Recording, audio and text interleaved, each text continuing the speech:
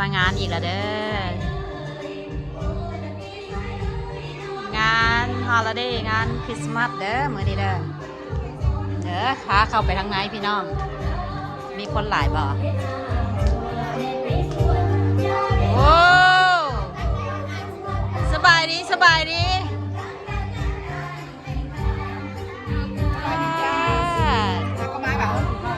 ก็มากันยังบ่มาซ่าหน่อยหนึ่งย่านบ่มีบอลนางอยู่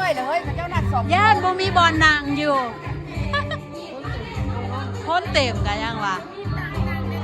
ชุดเจ้าคือนางกัน200 คนนี่แถวนี้ฮะโรแมนติกเด้เพราะว่ามันจะได้ไปฟ้อนไงแม่นเลยเนาะคือสลัดแท้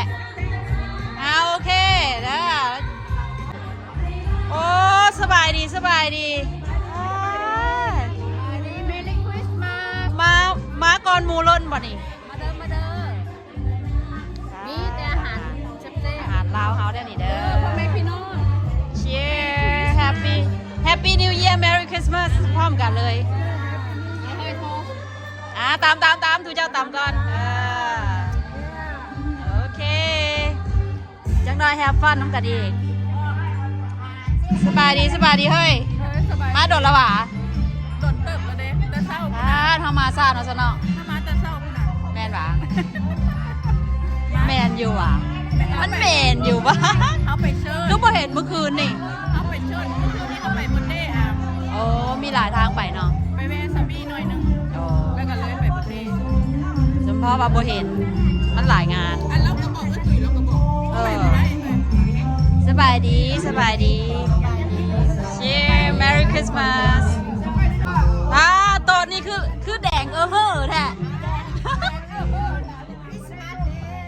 ชุดเจ้าคือนุ่งเครื่องแดงเฮ้อแท้ตายแม่เนี่ยเนาะค่อยกันนั่งแดงอำพำมันมีสมบัติแดงอำพำเหลืองใจวายแดงเฮ้อแดงใจวายเหลืองคอยว่าผสมพันธุ์กับไดต้องได้ว่าผสมพันธุ์กับมันก็ดำแต่มันดำอำพำชุดเจ้ามาดนแล้วว่ะบออันหาจังงานเขาจะนัด2 โมงแต่ว่าโมงอเมริกามันต้อง3 โมง 4 โมง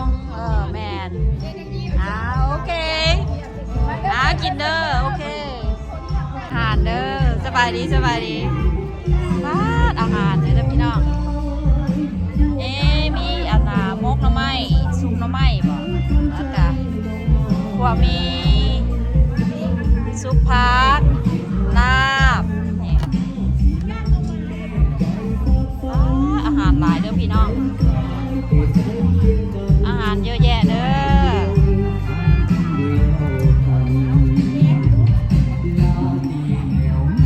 สบายดี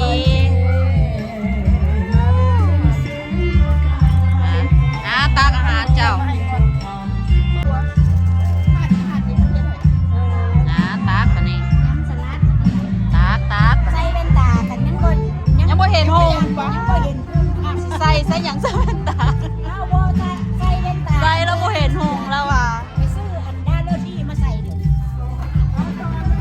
ไปตัดบ่มากบ่แหนมเมื่อคืนนี่ก็กินมื้อนี้ก็กิน